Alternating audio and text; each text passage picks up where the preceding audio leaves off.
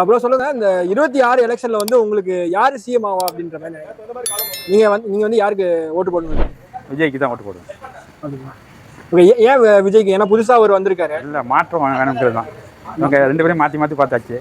அவர் வந்தால் மாற்றம் வரும்னு எதிர்பார்க்கலாம். அது என்ன மாதிரி மாற்றங்கள் வரும்னு எதிர்பார்க்கலாம்? ஊழல் இல்லாமல் நிர்வாகம், நல்ல நிர்வாகம் கிடைக்கும்னு எதிர்பார்க்கலாம். ஓகே.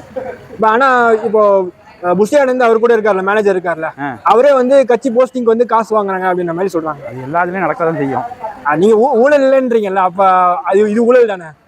ஒரு கட்சிக்கு இவ்வளவு ஊழல் இல்ல, எப்படி அனைவருக்கும் சமம் அப்படின்றாங்க. யார் மேலாம் குறை சொல்லலாம்ல, அது மாதிரி குறை சொல்றாங்க. சரி, இப்போ சினிமா டிக்கெட் வந்து அவர் வந்து மினிமம் வந்து 1000 இருந்து 2000 வைக்கிறாரு ஃபர்ஸ்ட் டே. அது வந்து ஒரு 4 பேருக்கு ஃப்ரீயா கொடுத்தாரா? இல்ல, அது எப்படி தொழிலுங்கிறது வேற, இது வேற. எம்ஜிஆர் சும்மா கொடுத்தாரு டிக்கெட்டு, அது மாதிரிதான் அது. அவர் சும்மா கொடுக்கல, ஆனா அவர் ஏகப்பட்டது நல்லா செஞ்சிருக்காரு. யாராவது பார்க்க போனாங்கன்னா என்ன லேண்ட் இருக்கோ எல்லாத்தையும் கொடுத்துருவாரு. அவரோட சிவாஜி கூட தான் நிதி கொடுத்துருக்காரு, தெரியுமா? ஆமா, அதான் இப்ப நீங்க ஊழல் இல்லைன்றீங்கல்ல, அதனால கேக்குறேன், அவர் என்ன செஞ்சிருவாருன்னு நீங்க எதிர்பார்க்கறீங்க? ஊழல் மாற்றம் ஒரு 2 பேரும் இல்லாம இன்னொருத்தங்க யார் வந்தாலும் நாங்க எங்க மாதிரி ஆளுங்க ஆதரிப்போம். 2021 வந்து கமல்ஹாசன் இருந்தாரு, ஆனா அவர் வந்து இப்போ மக்களுக்காண்டி வந்திருக்கேன்னு சொல்லிட்டு டிஎம்கே கூட சேர்ந்துட்டாரு. சோ இது மாதிரி 26க்குள்ள இவர் மாற மாட்டாரா என்ன உங்களுக்கு? இல்ல, இவர் யங்ஸ்டர், நிறைய பேர் யங்ஸ்டர் இருக்காங்க. கமல்ஹாசன் யங்ஸ்டர்ஸ் இல்லை, அவங்கள்ட்ட வந்து அவர் ஏஜ், இவர் கொஞ்சம் யங்கா இருக்காரு. அதனால இவருக்கு வாய்ப்பு இருக்கு. இன்னும் அரசியல் 20 வருஷத்துக்கு இருக்கு.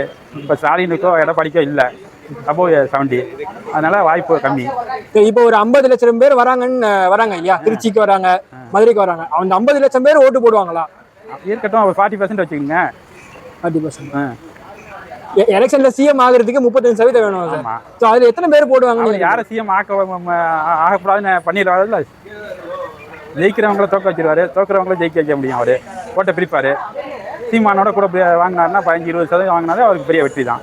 அவருக்கு அடுத்த வாய்ப்புகள்லாம் இருக்கு, இன்னும் ஆண்டுகள் இருக்கு. அதனால அடுத்தடுத்த வாய்ப்புகள்லாம் அவர் வர்றதுக்கு வாய்ப்பு இருக்கு. எலெக்ஷன் இல்லாதவங்க அடுத்த 31 அவர் வரதுக்கு வாய்ப்பு இருக்கு. அவர் கொள்கை இன்னும் தெளிவா அவர் பண்ணல. ஒரு பக்கம் திராவிடன்றாரு, இன்னொரு பக்கம் தமிழ் தேசியம். கொள்கையை சொல்லி என்ன பண்ணிவிட்டாங்க 50 வருஷமா? கொள்கையே எல்லாம் எப்படி சார் கட்சி இருக்கிறது? கொள்கையெல்லாம் வந்துடும், அதெல்லாம் கொள்கை தான் இருக்குது. 3 கொள்கை தான் ஒன்று இப்போ தமிழ்நாட்டுக்கு. ஜாதி இது இருக்கக்கூடாது, ஊழல் இருக்கக்கூடாது, சிறந்த நிர்வாகம், இது 3 தான் கொள்கை. இது பெரிய கொள்கையெல்லாம் பேசி என்ன பிரயோஜனம் ஆகுது? 3 கொள்கை அதை ஃபாலோ பண்ணாலே போதும்.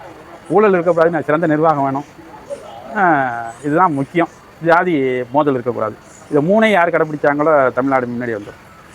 தமிழ்நாட்டில் உள்ள மக்கள் உழைக்கிறதுக்கு ரெடியாக இருக்காங்க. நிர்வாகம் சரியில்லாதனால தான் தோல்வி அடைஞ்சிச்சு. நிர்வாகம் நல்லா இருந்துச்சுன்னா நல்லா இருக்கும். Okay, thank you.